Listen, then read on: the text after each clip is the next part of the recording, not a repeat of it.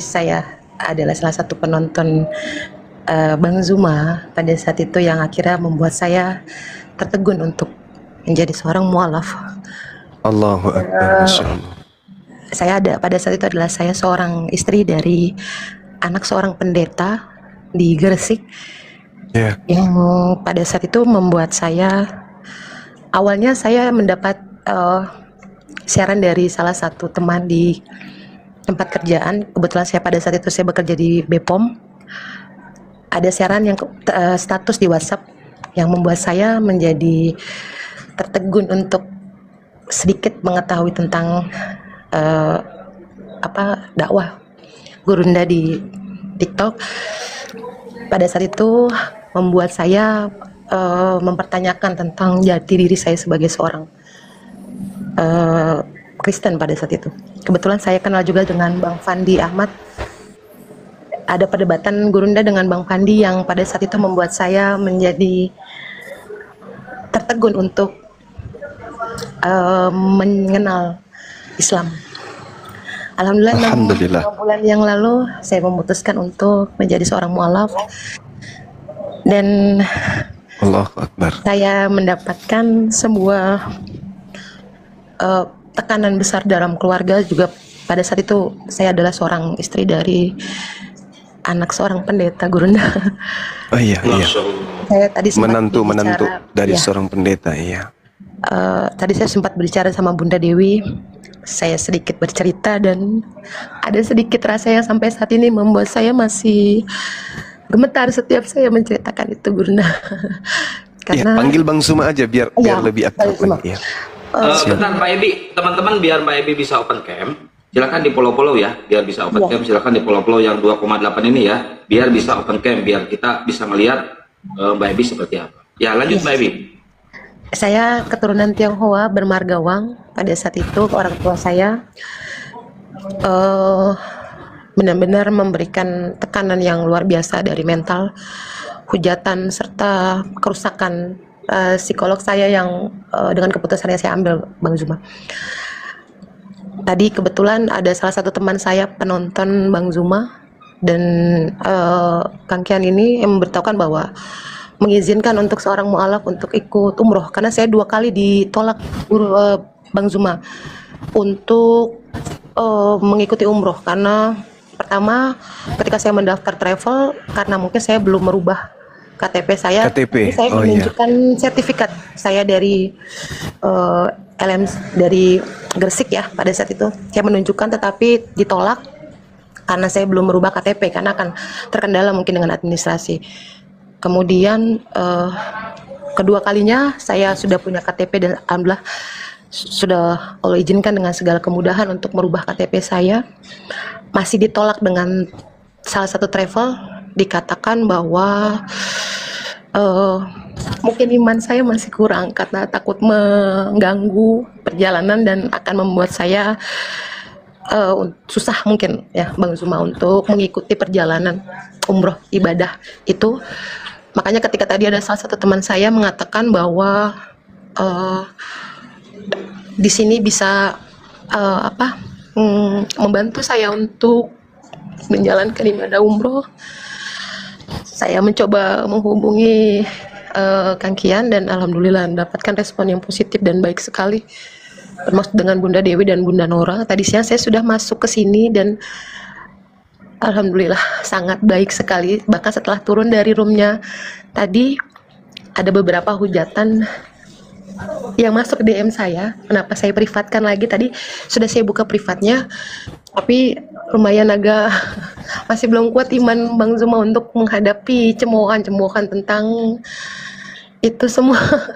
Mohon maaf, terlalu berat banget Bang Zuma.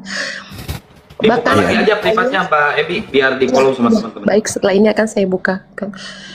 Alhamdulillah adik saya satu yang perempuan mengikuti saya dengan arahan yang saya coba jelaskan tentang, Masya Allah banget. Lagi-lagi adik saya pun yang perempuan ikut beberapa debat Bang Zuma dengan beberapa, termaksud saya salah satu penonton RK. adik saya akhirnya memutuskan ikut mualaf dengan saya. Yang Allahu terakhir, Akbar. adik Masya saya yang Allah. laki-laki yang masih SMA kelas Subhanallah. 12 itu yang agak dahsyat Bang Zuma. Bahkan Iya. adik saya sempat diracuni oleh orang tua saya sendiri Astagfirullahaladzim. karena bapak saya ayah saya bilang lebih baik kamu mati di tangan saya daripada kamu mengkhianati agamamu. Makanya pada saat itu saya pindah dari Gresik ke Jakarta karena saya ikut dengan teman saya. Tapi ketika saya dapat kabar dari adik saya coba jemput dan lagi-lagi intimidasi yang saya dapatkan tidak main-main. Sampai akhirnya saya berpindah lagi ke Lampung. Dan alhamdulillah sekarang saya sudah ada di Lampung dengan adik dari ibu saya. Yang ingin saya pertanyakan Bang Zuma, ada beberapa hal yang masih saya tadi sudah sempat saya tanyakan, tapi pertanyaan tadi belum selesai. Tentang dari makna dari surat Ar-Ra'd ya Kang ya, Ar-Ra'd yang 11, di mana Allah tidak akan mengubah nasib suatu kaum sebelum kaum itu sendiri yang mengubahnya dengan sebuah qadar atau takdir. Yang saya pertanyakan adalah Bang Zuma, ini pun yang menjadi pertanyaan saya dan adik-adik saya, jika memang sudah ada yang namanya takdir, kenapa saya harus dilahirkan dalam agama yang mungkin salah? Tetapi ketika saya diperkuat dengan surat Ar-Ra'd tersebut, saya merasa bahwa adik saya yang laki-laki sempat ada pertanyaan, mungkin bercandaan ya Bang Zuma. Oh berarti kita dipermainkan sama Allah gitu. Saya bilang jangan langsung menjudge, kita tetap berhusnuzon, kita tetap istiqomah. Nanti akan saya coba tanyakan dengan Bang Zuma, dengan tim. Jadi maksud dari kata penjelasan di mana kita sudah punya takdir masing-masing setiap manusia sebelum dilahirkan.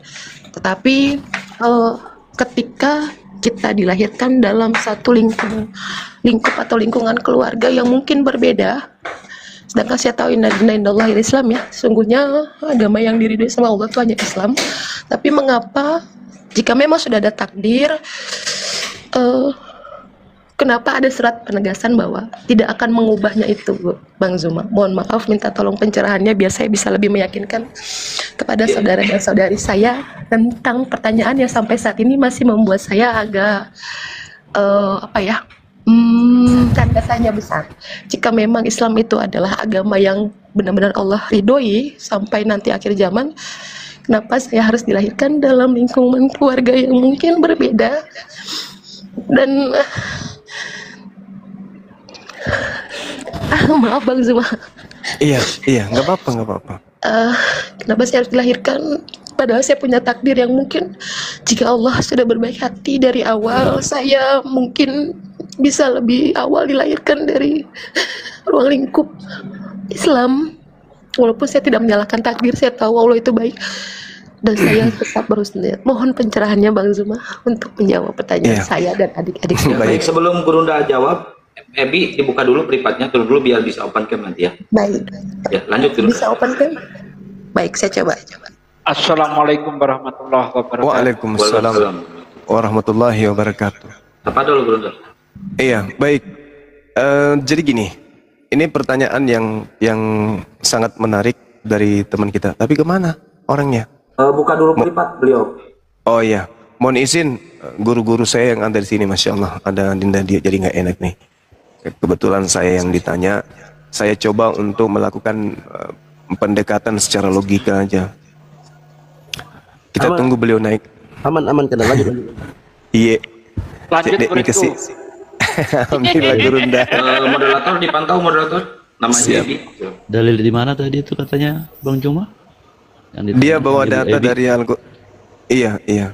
Dari Al-Qur'anul Karim surah apa tadi ya teman-teman ya? Ar-Ra'd, iya. Lahu mu'aqibat, yang itu kayaknya. Innallaha la yughayyiru ma biqaumin. Iya betul. Kita tunggu beliau. Izin Bang Juma. Ya silakan Bang. Tadi sore menjelang maghrib pertanyaan yang sama dilontarkan juga. Oh. Saya coba ayatnya. jawab tadi. Host. Masya Allah. Saya bilang, Bang Zuma pernah bilang ada kehendak bebas itu, Bang Zuma. Silakan, lanjut. Iya. Sudah ada orangnya? Sudah ada Gulunda. Ebi udah monitor. Maaf, ya, maaf Bang Zuma, aku tadi Papa Siap. langsung turun. Ya, saya dengarkan Bang Zuma. Izin Bang Juma, host bisa mohon izin Ibu Ebi bisa sekalian sharing kesaksiannya, kenapa alasannya. Bentar bang, biar dijawab dulu pertanyaan dari Mbak Ebi ini ya bang, bentar bang. Siap Bang.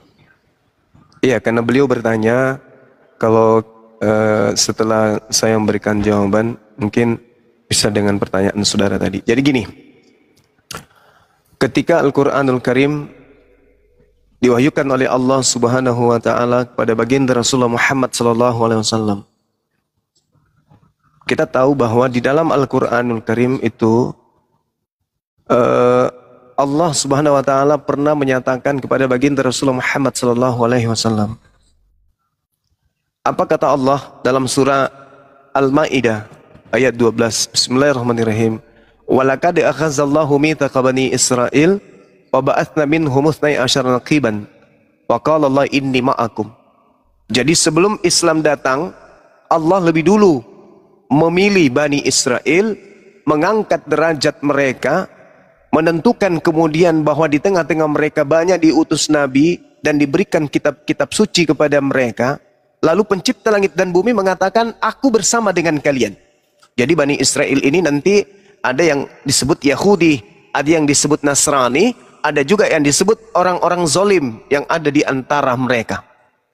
Nah, orang-orang zalim ini nanti larinya kepada laqad kafaral ladina qalu. Itu jatuh kepada kadar orang zalim. Nah, setelah kemudian Allah memilih kemudian Bani Israel, ayat selanjutnya mengatakan fabima naqdihim mitsaqahum la'annahum wa ja'alna qulubahum qasiyah. Jadi mereka yang sudah dipilih ini justru bukan menghantarkan mereka bersyukur, mensyukuri setiap nikmat yang Tuhan berikan kepada mereka, melainkan kebanyakan mereka itu ingkar, melanggar janji, sehingga Allah melaknati mereka. Jadi tadinya dipilih oleh Allah, kemudian dilaknati oleh Allah.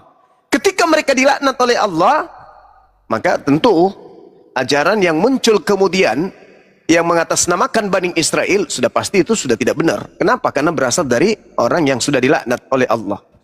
Nah, agama mana nih yang berasal dari sana, yang mendompleng dari sana? Tentu agama Anda sebelum masuk ke dalam ajaran agama Islam. Nabi Muhammad sallallahu alaihi wasallam ketika datang kemudian, ya ahlal kitab qad ja'akum rasuluna yubayyinu lakum katsiran mimma kuntum tukhfuna minal kitab. Wahai ahli kitab. Jadi yang diseru lagi adalah ahli kitab, Yahudi dan Nasara. Telah datang kepadamu Rasulku Nabi Muhammad menjelaskan kepadamu banyak hal dari isi kitab yang kamu sembunyikan. Kalau kamu ikut kepada kitab yang dibawa oleh Nabiku, maka kamu akan mendapatkan cahaya. Maka kamu akan mendapatkan penjelasan tentang fungsimu untuk hidup di atas muka bumi ini. Maka Al-Quran, aku wahyukan kepadamu wahai manusia, sebagai petunjuk untuk mengikuti keridaanku kepada jalan keselamatan. Untuk mengeluarkan manusia termasuk kalian dari gelap gulita kepada cahaya dengan izinnya, dan menunjukkan kepada kalian dengan Al-Quran itu jalan yang lurus. Kemudian muncul pertanyaan, bagaimana dengan saya bang? Ketika kemudian Nabi Muhammad berseru kepada ahli kitab, tapi ternyata orang tua saya justru tidak berasal daripada orang-orang yang tunduk kepada syariat hukum Tuhan yang datang melalui baginda Rasulullah Muhammad SAW. Bagaimana dengan saya? Yang lahir dalam keadaan kufur, karena berasal dari tengah-tengah orang yang kufur. Nah, saya mengatakan begini, orang yang lahir dalam keadaan kufur, ketika datang Al-Quran, apa kata Quran? Wa min qablihi kitabu Musa imama wa rahmah. Wa hadha kitabun musaddiqul lisanan arabiyya liyunziral ladina zalamu wa busyra lil muhsinin. Al-Quran datang membenarkan kitab Taurat sebagai petunjuk dan rahmat. Dan Al-Quran ini kemudian datang dalam bahasa Arab untuk memberi peringatan kepada orang-orang yang zalim dan memberi kabar gembira pada orang-orang yang berbuat baik. Nah, jadi ketika kemudian Al-Quran sudah sampai kepada saudara Ebi, Tuhan sudah menggariskan Al-Quran ini adalah peringatan bagi orang-orang zalim dan memberi kabar gembira kepada orang-orang yang berbuat baik. Berarti Al-Quran datang kepada orang-orang kafir juga sebagai pembawa kabar gembira kepada mereka seketika mereka menemukan diri mereka meninggalkan kekafiran dan melakukan kebaikan-kebaikan. Seperti yang Anda lakukan sekarang. Maka Al-Quran itu adalah merupakan kabar gembira untuk saudara. Lalu, bagaimana dengan takdir? Ini secara logika saya ingin menjelaskan begini. Kalau kita berbicara mengenai ketetapan-ketetapan Allah di dalam Al-Quran yang tadi sempat dibacakan oleh saudari saya, guru saya, di situ dikatakan innallaha la yugayyiru ma biqaum hatta yugayyiru. Jadi dikatakan bahwasanya sesungguhnya Allah tidak akan mengubah keadaan suatu kaum sebelum mereka mengubah keadaan diri mereka sendiri. Di dalam Al-Quran juga diterangkan kebenaran itu telah didatangkan oleh Allah. Barang siapa yang mau beriman silakan beriman, barang siapa yang mau kafir silakan kafir. Itu kaidah dalam Islam tuh. Nah, sekarang ketika Anda dilahirkan dalam keadaan kafir, lalu kemudian Anda menggunakan akal sehat, istimewanya Anda adalah ketika kami yang dilahirkan dari Islam sejak kecil, dosa-dosa kami itu terhitung dari sejak kami balik sampai hari ini. Kecuali kami bertaubat dengan taubatan nasuha. Dan itu sangat berat. Tapi kalau orang Kristen non-Muslim, istimewanya mereka adalah ketika sampai kebenaran Islam kepada mereka, lalu mereka bertaubat, masuk ke dalam ajaran agama Islam, maka seluruh dosa-dosa yang pernah ia lakukan bersih semuanya dihapuskan oleh Allah. Itu keistimewaan. Itu keistimewaan. Itu keistimewaan. Jadi Allah itu sangat adil. Ada yang dilahirkan dalam keadaan kafir, tapi nanti di sekelilingnya tuh bunyi masjid, ada toa. Mereka mendengarkan kebenaran-kebenaran dari Quran. Kalau mereka menggunakan akal sehat, maka mereka akan mendapatkan hidayah masuk Islam. Artinya mereka masuk Islam sudah dalam keadaan dewasa dan langsung bersih dosa-dosanya. Itu keistimewaan. Itu keistimewaan. Lalu bagaimana dengan ayat tadi dalam surah Ar-Ra'd ayat 11? Itu ayat 11 ya. Ayat 11. Nah, begini saudariku, pencipta langit dan bumi itu sudah mengetahui sebelum kita dicipta apa yang menjadi ending hidup kita di bumi ini, apa yang akan menjadi hasil upaya kita dari atas muka bumi ini. Jadi Tuhan tidak merubah sebelum manusia itu sendiri yang merubah kemudian. Jadi misalnya saudara lahir dalam keadaan Kristen, tetapi Tuhan sudah tahu bahwa di usia sekian orang ini masuk Islam, endingnya surga. Tetapi Tuhan tidak mau merubah keadaan itu. Harus Anda sendiri yang merubahnya. Kenapa orang ini bisa masuk surga padahal dia terlahir dalam keadaan Kristen? Padahal dia ini tadinya adalah menyembah selain daripada Allah. Karena dari hasil upayanya sendiri, kemudian Allah memberinya hidayah, melembutkan hatinya, sehingga pada usia sekian dia masuk Islam. Maka sebelum dia mati pun surganya sudah ditetapkan. Itu yang disebut takdir. Begitu juga yang lain, nerakanya sudah ditentukan. Kenapa demikian? Karena Allah lebih tahu, sudah tahu. Allah tidak terikat ruang dan waktu. Hasil ending dari pencapaian usaha manusia pada akhirnya pencipta langit dan bumi sudah tahu lebih dulu. Itulah yang disebut takdir, ketetapan. Ini ditetapkan sudah neraka, ini ditetapkan sudah surga. Bukan berarti begitu dicipta Tuhan kemudian menetapkan, kamu neraka aja karena wajahmu buruk, kamu surga aja karena wajahmu buruk. Tidak. Tetapi Allah setelah menciptakan, Allah melihat, oh ini si fulan ketika dia hidup usia sekian, dia masuk Islam. Ketika dia usia sekian, oh dia masuk kafir. Karena mungkin capek ibadah, atau dia pengaruh kemudian wanita, atau pengaruh harta, dia murtad. Makanya dia neraka. Jadi sudah ditentukan dalam arti kata, ketentuan tersebut, takdir tersebut disebabkan karena kelakuan manusia itu sendiri, bukan karena Tuhan yang menetapkan, karena dia sendiri yang mau. Nah, tinggal manusia jalani apa yang sudah diketahui oleh Allah. Tuhan sudah manusia tinggal jalani. Contoh misalnya, saya seorang sutradara, saya sudah tahu cerita yang akan muncul di dalam film tersebut, dan saya sudah bisa kasih kesimpulan. Si A meninggal pada sesi kedua, si B masih hidup, yang tinggal berdua nanti di akhir film yang hidup. Kenapa demikian? Karena bagi sutradara cerita itu sudah diketahui, paham keadaan yang terjadi terhadap ciptaannya itu Tuhan sudah ketahui. Maka itulah yang disebut takdir, ketetapan Tuhan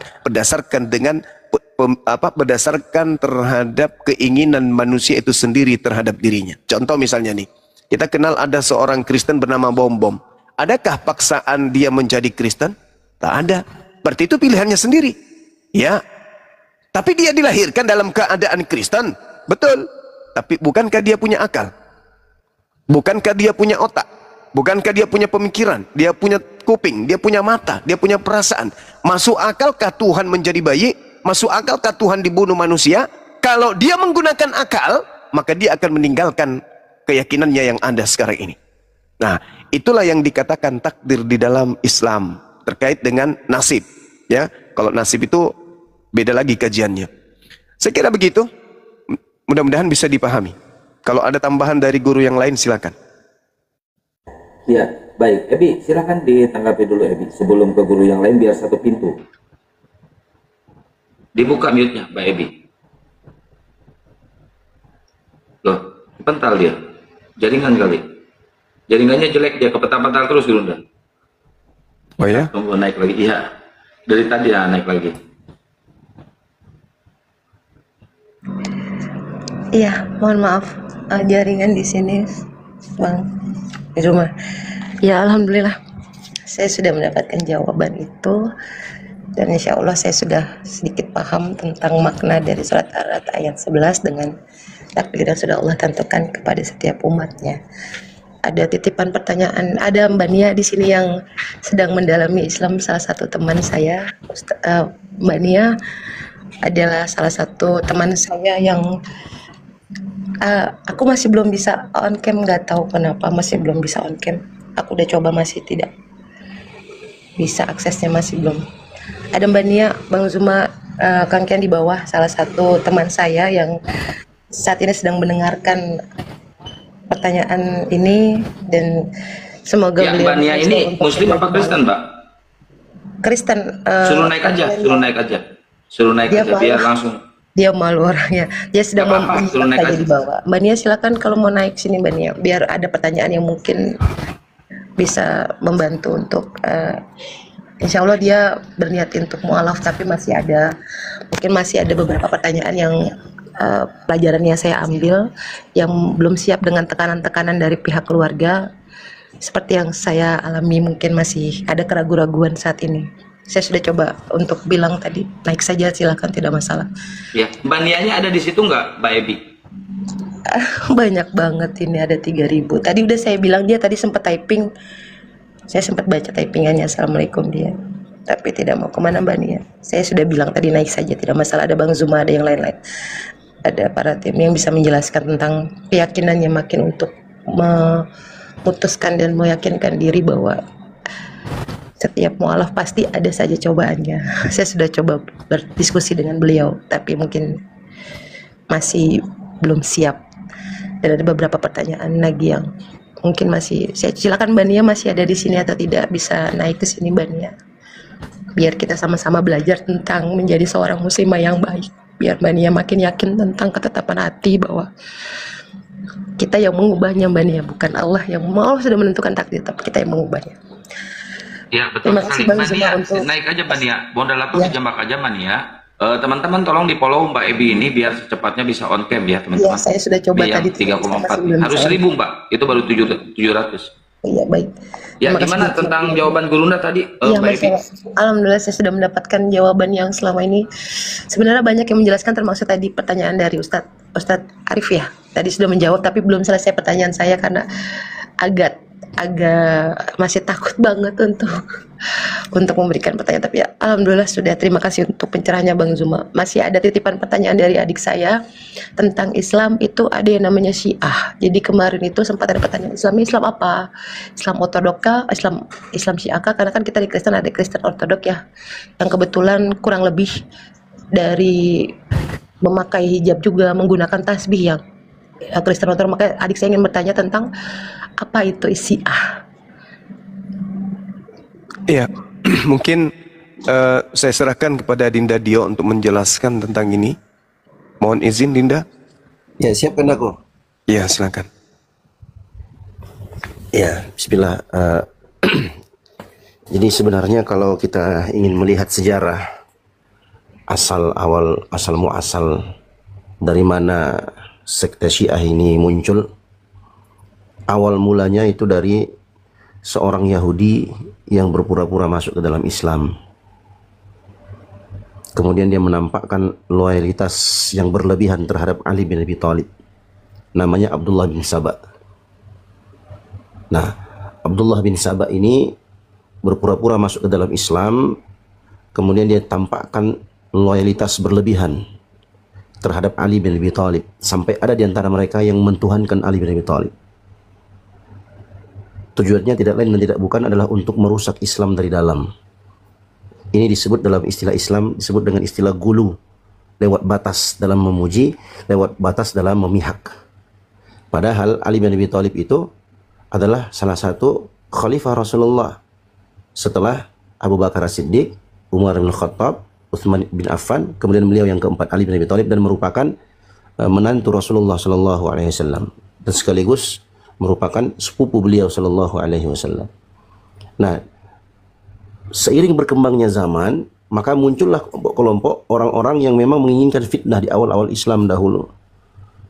Maka dua kelompok besar muncul, ada Syiah, ada lawannya kaum Khawarij. Nah, ini sebenarnya sekedar pengetahuan umum saja, karena kalau untuk Kak Ebi atau adiknya atau temannya yang baru masuk Islam untuk mendalami hal yang seperti ini, menurut saya pribadi kurang pas. Kenapa? Karena nanti itu akan datang bisikan-bisikan syaitan untuk membuat tashkik. Tashkik itu meragu-ragukan, membuat kita ragu. Nah, kalau saya pribadi lebih condong kepada pendapat ulama-ulama Islam, ulama-ulama besar dalam Islam dari kalangan ulama terdahulu yang mereka mengatakan Syiah itu bukan bagian dari Islam. Mereka hanya datang untuk merusak Islam dari dalam. Makanya kalau kita pelajari dengan teliti, rincian-rincian yang diajarkan dalam agama Syiah itu jauh berbeda dengan apa yang diajarkan oleh Rasulullah Sallallahu Alaihi Wasallam. Itu garis besarnya, Kak Ebi.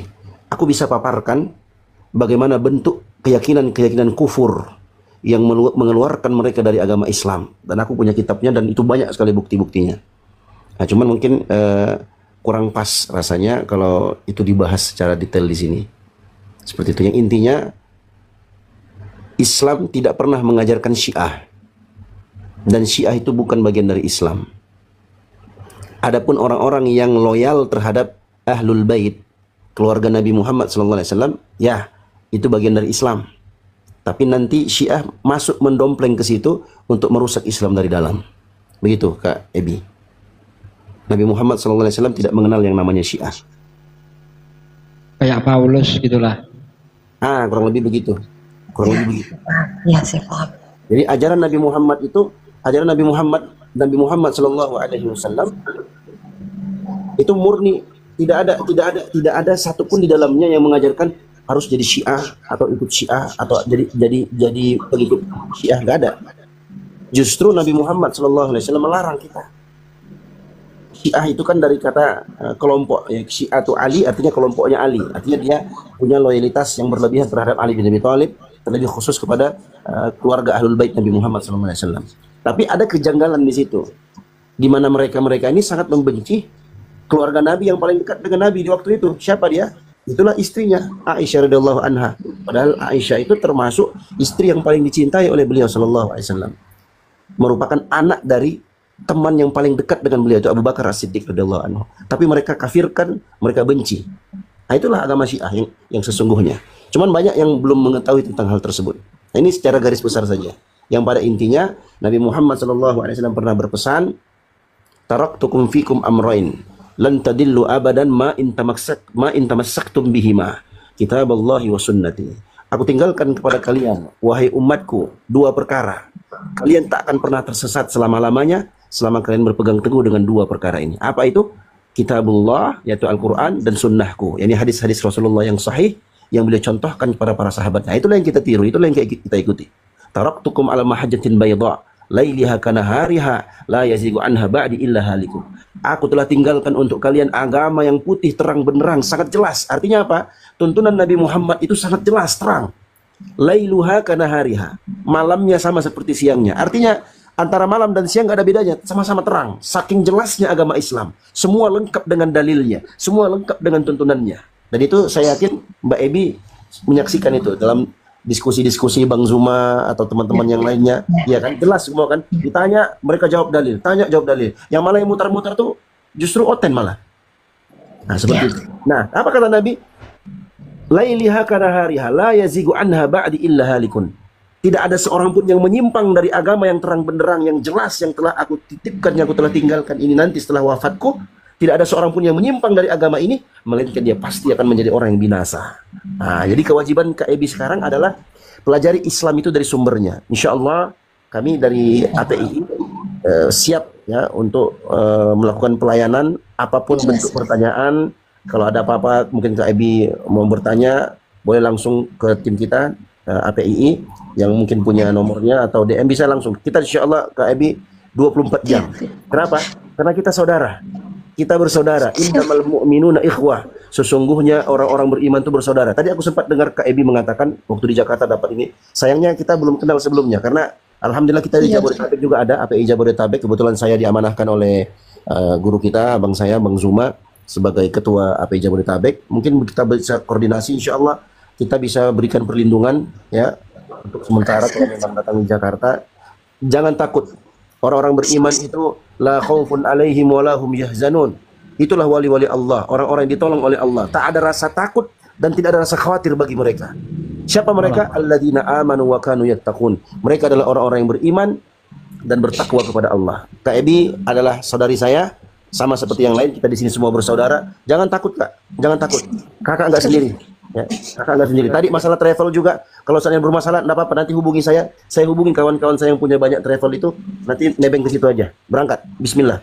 Insyaallah taala. Terima kasih. Pak Ustadz. Ya, kalau masalah travel itu udah teratasi. Teman-teman, mungkin biar bisa open camp, kalian pengen lihat Mbak Ebi open camp, silahkan di follow Mbak Ebinya ya. Silahkan. Sebentar ya, Bang. Kopi ini Muslim apa Kristen kopi? Saya Kristen. Protestan. Kenapa? Ada apa? Kenapa? Ada masalah apa?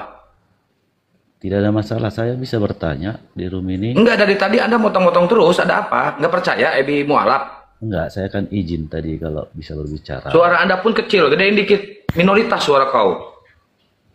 Saya mau menanyakan aja, Bang. Nanya apa? Tadi kan ayatnya, dalilnya sudah dibacakan sama Bang Juma. Kan? Ya. Bisa sedikit kesaksian dari Kak Ibu Ebi, kenapa mualaf? Mungkin itu ada alasannya. Ya, alasannya dia nggak percaya punya Tuhan manusia, itu Bang. Ya kan perlu kita dengarkan juga. Udah tadi. Bisa dibagikan sama Ibu Ebi. Yang kedua, Ibu Ebi kan sudah bersuami. Kira-kira diizinkan nggak mualaf gitu? Gimana seperti itu? Ya udah dengerin nih. Silakan Mbak Ebi. Biar Kang, biar saudara Kopi mana tahu bisa dapat hidayah juga. Silakan Mbak Ebi dijelaskan sesuai dengan pertanyaan beliau. Ya, Kang Juma, Bang Juma. Silakan Bang, silakan. Iya, saya juga ingin tahu, penasaran juga sih dasar awal yang mendasari kemudian ninggalin agama masuk Islam itu apa itu Mbak? Biar kami tahu di sini. Ya, kalau Akang kan udah tahu, kami belum tahu. Silakan. Ibu Ebi dari Kristen Protestan atau Kristen Katolik gitu aja? Saya dari Protestan. Silakan Ibu. Saya dari Protestan. Baik, saya mohon izin Bang Zuma dengan teman-teman. Iya, silakan. Saya ingin sedikit bercerita. Pada saat itu di tahun 2024 tepatnya ketika saya sedang mengandung ya. Pada saat itu saya sedang mengandung. Kemudian ada satu hal yang membuat saya merasa cemas dan merasa saya pun tidak tahu dengan hati saya ketika satu momen di mana saya sedang terduduk diam dan saya mendengarkan suara azan. Padahal saya sudah sering banget mendengarkan azan pada saat itu. Tapi pada saat sore itu saya mendengarkan azan pas sholat asar, ada satu getaran dalam diri saya yang menjadi sebuah pertanyaan buat saya. Getaran ini belum pernah saya rasakan sebelumnya. Mungkin pada saat itu saya sedang mengalami satu momen di mana itu adalah feeling seorang perempuan yang sedang hamil, atau yang mungkin pada saat itu moodnya yang mungkin terkadang membuat hati kadang gelisah atau tertawa, kadang sedih, kadang bahagia. Setelah beberapa kali saya mendengarkan suara azan, ada satu yang membuat saya merasa tertegun dengan kalimat. Saya penasaran gitu makna dari azan itu apa. Ada satu kalimat di mana kata-kata dari, mohon maaf, azan itu kan Allahu Akbar gitu. Allah Maha Besar. Ada satu hal yang membuat saya merasa Allah itu tidak berwujud, Allah itu tidak ada. Tapi kenapa umat Islam mayoritas di Indonesia itu lebih memilih agama yang jelas pada saat itu tidak ada Tuhannya, tidak bisa terlihat pada saat itu. Ada beberapa hal yang membuat saya merasa penasaran dengan pertanyaan itu, dan akhirnya saya mendatangi salah satu teman saya.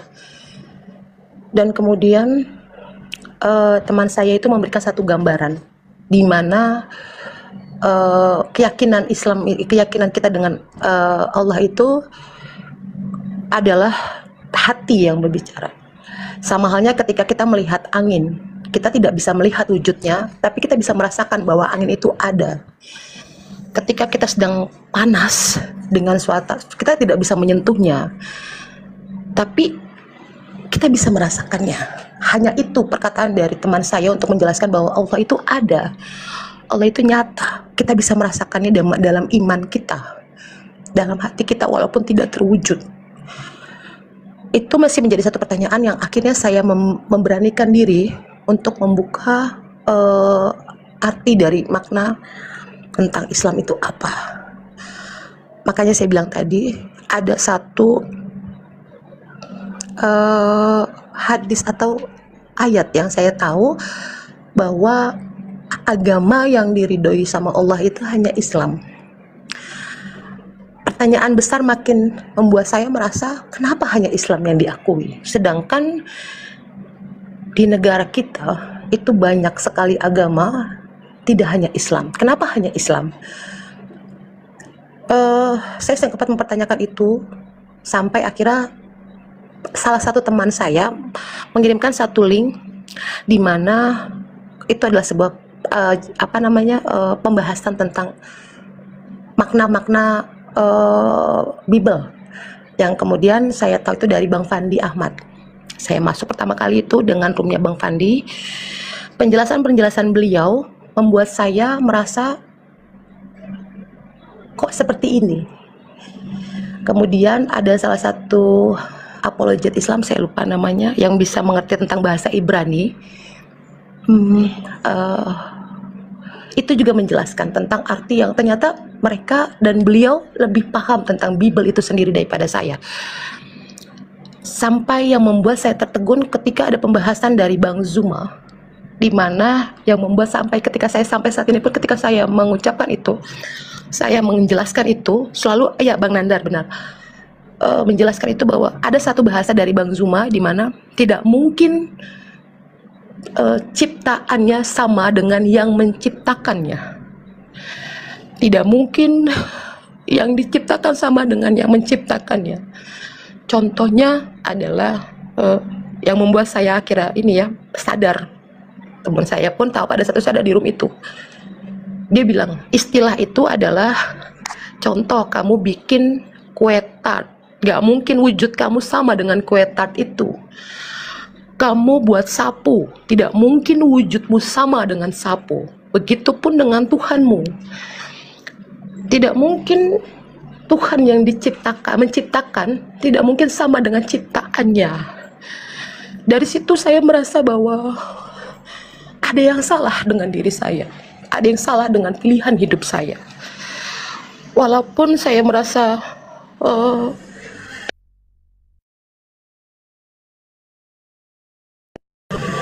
membuat saya merasa bahwa apa yang terjadi dengan diri saya, ada apa dengan hidup saya, kenapa harus seperti ini, kenapa saya jadi gundah, kenapa jadi gelisah, kenapa jadi takut akan sebuah makna di mana ternyata penjelasan Bang Zuma, penjelasan para apologet, Bang Nandar sekalipun membuat saya merasa benar. Tidak mungkin, bahkan saya belajar Bible dari beliau. Saya yang mempelajari, tapi justru saya belajar di mana penjelasan itu benar-benar membuat logika saya bermain. Sekali lagi saya bilang, saya adalah seorang psikolog. Kebetulan saya adalah seorang psikolog. Saya tidak belajar tentang agama, tetapi saya logika dan analogika saya sebagai seorang psikolog, saya paham ternyata selama ini saya ditipu daya. Ada salah satu ayat yang pernah Bang Juma jelaskan di mana Tuhan Yesus itu menyembah itu bukan dia yang mengakui bahwa dia adalah Tuhan. Dia tidak pernah mengakui bahwa dia adalah Tuhan. Sekali lagi saya jelaskan, dia tidak pernah mengakui bahwa dia adalah Tuhan. Tetapi dia pun menyebut bahwa dia adalah sebuah utusan. Dia bukan firman, dia utusan yang menyampaikan firman.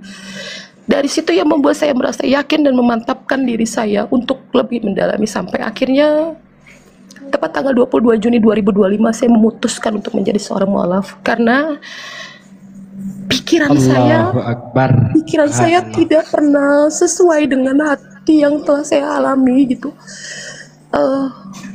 Kenapa kita pemilik kitab itu kita tidak memahami itu secara nyata, tidak memahami itu secara real, bahwa memang itu tidak benar yang tertulis ya, yang tertulis secara nyata, yang tertulis secara jelas. Logika kita itu harus dibuka. Tuhan Yesus tidak pernah berkata bahwa dia adalah Tuhan, tapi dia adalah utusan penyampai firman, utusan penyampai firman. Dan begitu saya memahami bahwa kenapa pada saat akhir zaman nanti yang diturunkan, yang diutuskan itu Nabi Isa alaihissalam, bukan Nabi Muhammad. Karena apa? Karena kita sudah terlalu jauh salah, kita sudah terlalu jauh menyalahkan takdir kita, bahwa Tuhan Yesus tidak pernah mengatakan bahwa dirinya adalah Tuhan. Makanya dia datanglah nanti di akhir zaman untuk mengarahkan kepada kami pada saat itu ya. Baru saya merasa yakin. Justru saya belajar Bible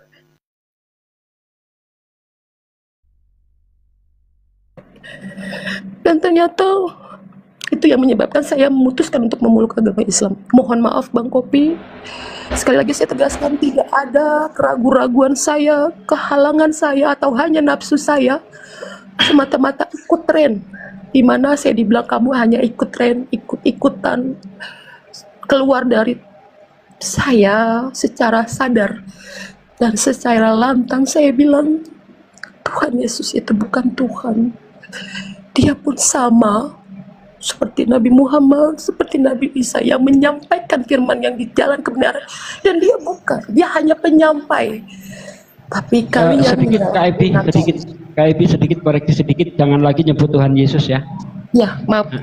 Ya, itu aja koreksi. Lanjut. Ya, mohon maaf, bahwa Nabi Isa yang saya tahu dari agama saya sekarang adalah bukan sebagai firman, melainkan sama-sama seperti Nabi yang lain, sama.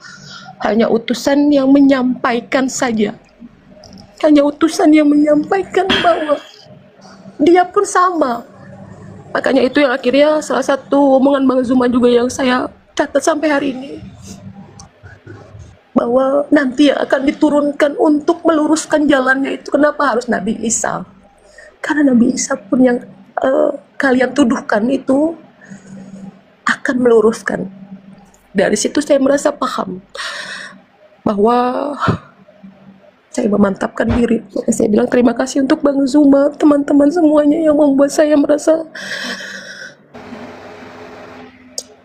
Iya, Mbak Ebi udah bisa open cam, Mbak Ebi. Turun dulu terus naik lagi ya, biar bisa open cam. ya, saya coba. Baik. Ya, seperti itu. Kopi rokok. Silahkan ditanggapi kopi. Iya, makasih sudah diberikan waktu. Cuman saya koreksi, tadi saya tidak bakal mengatakan Ibu Ebi itu tren atau ikut-ikutan. Itu tidak ada ya. Nah, saya cuma mau mendapatkan hidayah, alasan mau mendengar kesaksian Ibu Ebi. Tapi saya koreksi, saya tidak mengatakan Ibu Ebi atau mengatakan ikut-ikutan atau tren. Tapi kalau saya mau tanya juga, Ibu Ebi itu tadi sudah ada persetujuan atau sudah disetujui suaminya kalau masuk Islam, seperti apa di dalam Al-Quran, Bang Juma, misalnya kalau suami tidak menyetujui atau tidak meridhokan istri yang mu'alaf, ini tuh menambah perbendaharaan. Baik. Juga. Itu aja. Ya, sebelum Bang Juma jawab, saya jelasin dulu. Mbak Ebi ini begitu masuk Islam, begitu dia syahadat, mu'alaf, dia pisah dengan suaminya. Bahkan dia diusir di rumahnya. Nanti biar Mbak Ebi yang menjelaskan. Tapadol Gurunda, pertanyaan dia di Quran katanya. Pak Petalampu, Assalamualaikum warahmatullahi wabarakatuh. Waalaikumsalam warahmatullahi wabarakatuh. Lanjut. Iya, baik. Waalaikumsalam warahmatullahi wabarakatuh. Kalau kaidah di Islam, jangankan kepada suami, kepada orang tua pun kita tidak patut kemudian tunduk kepada mereka dalam hal akidah. Tapi perintah Qur'annya, kita harus tetap mengabdi, memperlakukan orang tua kita dengan cara baik. Dikatakan dalam Al-Quranul Karim, Bismillahirrahmanirrahim, wa in jahadaka ala an tusyrika bi ma laysa laka bihi ilmu fala tuti'huma wa sahibhuma fid dunya ma'rufa. Dan jika kedua orang tuamu memaksamu, memaksa itu artinya dalam setiap kondisi untuk mempersekutukan aku dengan sesuatu yang engkau tidak mempunyai ilmu tentang itu, maka janganlah engkau mentaati keduanya, dan pergaulilah keduanya di dunia dengan cara yang baik. Nah, itu terhadap orang tua. Lalu bagaimana dengan suami? Kalau dalam Islam ketika sudah beda akidah, maka jatuh, pisah, bukan lagi suami istri. Nah, kalau dia masih tetap sama-sama, maka itu jatuh kepada keadaan zina. Maka kalau misalnya suami tidak mau ikut, ya harus pisah.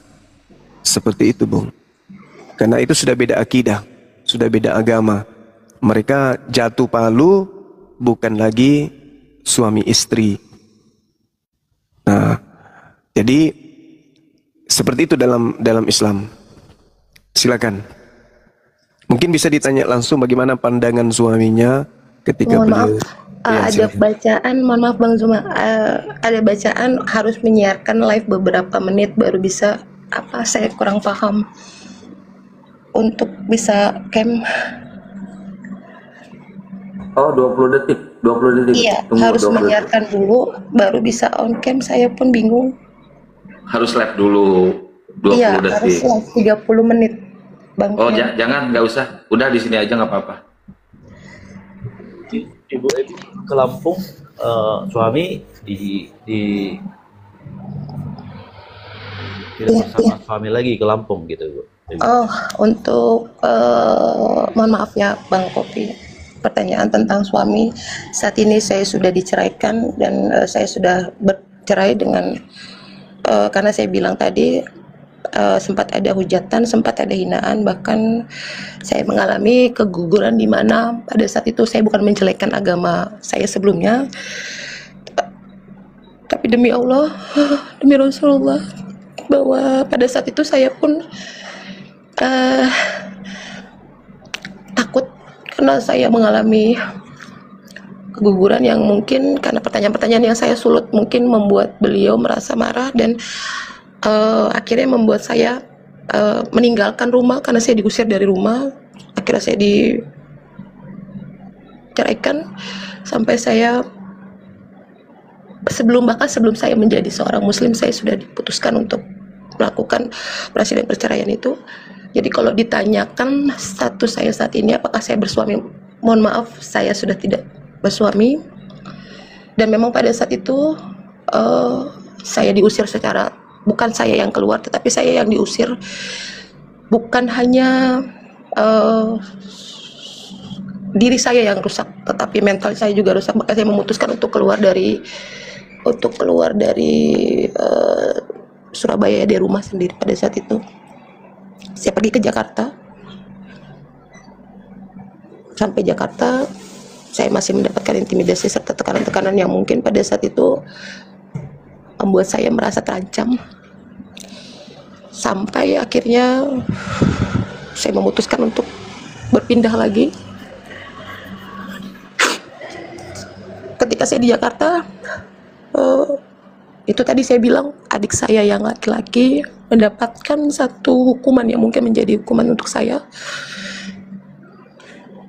Sekali lagi saya bilang bukan saya ingin mengintimidasi atau menjelekkan agama saya sebelumnya, tetapi adik saya mendapatkan satu hal yang membuat saya seperti inikah ajaran yang kalian ajarkan? Mana kasih yang selalu kalian banggakan?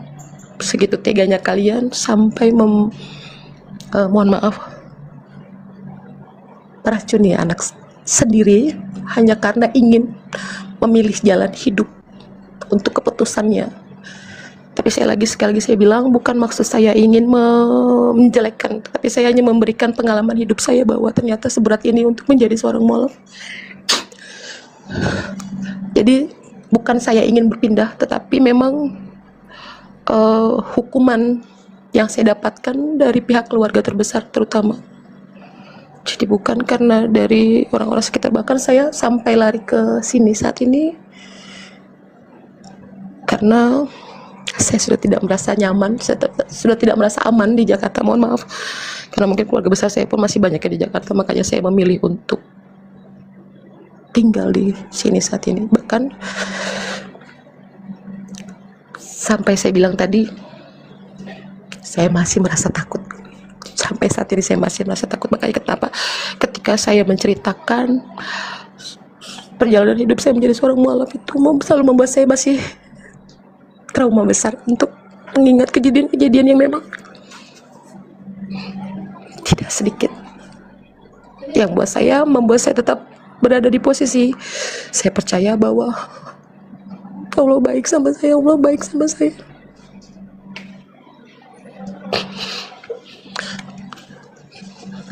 Seperti itu. Izin Kak Ebi, aku izin menambahkan sedikit. Tidak perlu lagi ditanyakan tentang suaminya karena seorang pasangan suami istri itu secara otomatis firok namanya dalam Islam, itu firok tanpa talak. Firok itu otomatis. Saya sudah dijelaskan itu pada saat itu, Ustaz, mohon izin. Oke, siap. Itu ada dalilnya dalam Al-Quran. Lahunna hillul lahum wa lahum yahilluna lahunna. Mereka wanita-wanita yang beriman itu tidak halal bagi mereka laki-laki kafir itu. Sebagaimana mereka orang laki-laki kafir itu tidak halal juga bagi wanita-wanita mukminah. Wala tumsiku bi'asamil kawafir. Jangan kalian berpegang dengan tali pernikahan dengan orang-orang yang kafir. Jadi itu sudah fix ya teman-teman, nggak usah ditanyakan lagi. Biar Mbak Ebi juga nggak terlalu ingat-ingat yang dulu-dulu. Ya, lanjut Mbak Ebi. Ya, seperti itu. Jadi kalau ditanya, saya ingin menanyakan tentang bakti saya sebagai seorang anak terhadap orang tua saya, Bang Zuma. Mohon penjelasan dan pencerahannya karena saya dengar kabar ibu saya saat ini sedang dirawat, tapi saya takut untuk ke sana. Saya ingin bertanya tentang bagaimana, apa yang harus saya lakukan saat ini. Sedangkan ketika saya ke sana pasti nyawa saya pun akan tidak baik-baik saja. Tapi saya tahu dia itu maksudnya gimana ya, orang tua saya atau orang yang sudah melahirkan saya. Lantas kira-kira bagaimana langkah yang harus saya ambil? Mohon penjelasannya. Saya harus bagaimana? Saya harus ke sana, tetapi lagi-lagi saya bilang saya takut. Jujur saya takut. Apakah ini hanya sebuah ancaman atau saya tidak bilang ini sebuah manipulatif, tapi saya tahu bahwa orang tua saya masih sangat tidak mengizinkan dengan keputusan yang saya dan adik-adik saya ambil. Adiknya ada yang ikut, berapa orang yang ikut mualaf, Mbak? 2 orang, Bang Zuma. 2 orang. Saya dua-duanya. Hanya abang saya 1 orang lagi, yang kami 4 bersaudara, dan yang 3 sudah masuk mualaf, yang satunya yaitu merasa. Ya, Dinda Dito mungkin bisa kasih solusi, Dinda. Silakan Dinda. Biar Dinda Dio yang saya harus mengambil sikap bagaimana. Insya Allah. Izin Kak Ebi, ibunya di mana Kak Ebi? Silakan, Dek. Surabaya, di Gresik. Surabaya. Kalau area Jabodetabek, insya Allah kita bisa kawal, insya Allah. Kita jamin Mbak Ebi selamat kalau mau ketemu sama ibunya. Cuman kalau di Surabaya saya nggak punya ini. Mungkin kawan-kawan. Ya, izin Ahidio. Ya, kalau Mbak Ebi perlu dan kita dibutuhkan di sini, insya Allah saya juga ada di Surabaya, teman-teman yang laskar yang siap mendampingi Mbak Ebi. Kalau mau silahkan nanti. Ya boleh, nanti Mbak Ebi berkabar-kabar aja. Kalau insya Allah kalau di area Jabodetabek, insya Allah saya siap menjalankan amanah untuk. Ya, tapi apakah maksud saya gini? Ustaz, tapi sebentar izin. Gurunda, apakah Gurunda mengizinkan kalau tim API nanti termasuk yang di Surabaya mengawal Mbak Ebi? Iya, tapi pertanyaan beliau itu bukan arahnya ke situ. Beliau tanyakan bagaimana kedudukan saya sebagai seorang anak, sementara saya sudah mu'alaf dan orang tua saya dalam keadaan sakit. Apa yang mesti saya lakukan sekarang ini? Apakah hanya mendoakannya atau gimana? Apakah saya harus kan kita ya, Dinda, silakan Dinda. Iya, bagaimana itu? Untuk mendoakan kesembuhan itu boleh. Bahkan doakan dia masuk Islam. Doakan kesembuhan boleh. Kalaupun seandainya Kak Ebi mau menjenguk dengan pertimbangan yang Kak Ebi sebutkan tadi, itu harus dengan pertimbangan yang matang. Tapi kalau seandainya aman, maka Kak Ebi wajib mengunjungi ibunya yang sedang sakit. Saya merasa tidak aman. Maaf, saya tidak aman. Nah, kecuali saya kalau memang yakin. Tapi tidak masalah untuk tidak nggak masalah. Karena ada pertimbangan yang sangat besar antara yakinnya Kak Ebi itu hilang, keraguannya itu hilang dengan rasa yakinnya. Apa yakinnya sekarang? Yakin nggak merasa aman kalau datang ke sana. Bukan berarti Kak Ebinya durhaka, enggak. Memang ada keinginan yang sangat besar untuk bertemu. Adik-adik saya bertanya seperti itu, Ustaz. Soalnya Pak, kita nggak durhaka, kita nggak negokin mama begini. Nggak masalah. Saya takut, jujur saya takut. Enggak apa-apa. Yang penting sekarang ini yang paling mudah untuk dikerjakan adalah mendoakan mereka supaya cepat sembuh. Itu yang paling mudah. Kalau memang bisa dikontak pakai HP atau video call, itu alhamdulillah. Video call aja. Tidak dikasih akses. Kalau nggak dikasih akses, saya dapat kabar itu, Ustaz, mohon maaf. Saya dapat kabar itu justru mereka menghina, maksudnya kayak sudah puas dengan apa yang sudah kamu lakukan terhadap ibu kamu segala macam. Berarti berlaku firman Allah, la yukallifullahu nafsan illa wus'aha. Allah tidak membebani satu jiwa kecuali yang dia sanggup lakukan. Itulah yang Mbak Ebi sanggup sekarang. Kita kan bisa ngapa-ngapain lagi ya. Yang paling penting sekarang adalah doakan dia, doakan ibunya cepat sembuh, sekaligus doakan dia dapat hidayah. Siapa tahu waktu mustajabah di sepertiga malam terakhir, apalagi di waktu hujan, apalagi pas ini lagi safar, ya berdoalah. Mudah-mudahan Allah kabulkan doanya. Ya, tidak ada yang mustahil bagi Allah Subhanahu wa taala. Innama amruhu idza arada syai'an ay yaqula lahu kun fayakun. Sesungguhnya urusan Allah itu kalau Allah inginkan suatu perkara tinggal Allah katakan kun, jadi maka jadilah. Allah katakan sembuh, ibunya Kak Ebi sembuh. Allah katakan masuk Islam dia, masuk Islam dia. Enggak ada yang mustahil bagi Allah. Tinggal kita, Kak Ebi mau nggak mendoakan? Nah, silakan doakan. Insya Allah Allah kabulkan doanya. Mendoakan. Cepat sembuh, insya Allah. Cepat sembuh. Ya, udah jelas ya Mbak Ebi ya. Izin saya bertanya ke Bang Kopi, apakah benar di ajaran Kristen seperti itu? Orang anaknya masuk Islam terus diracun. Silakan Bang Kopi. Itu ajaran siapa Bang Kopi? Izin, kalau mempertanyakan seperti itu tidak ada jelas disebutkan di ajaran Kristen ya, Protestan ya. Dan masalah dibilang diracun atau rencana meracun atau gimana, itu Ibu Ebi sudah diracun, sudah terjadi gitu? Sudah terjadi. Adik saya sudah mendapat itu, karena bahkan saya bilang ketika saya menengok adik saya di rumah sakit pada saat itu, beliau bilang bahwa lebih baik saya matikan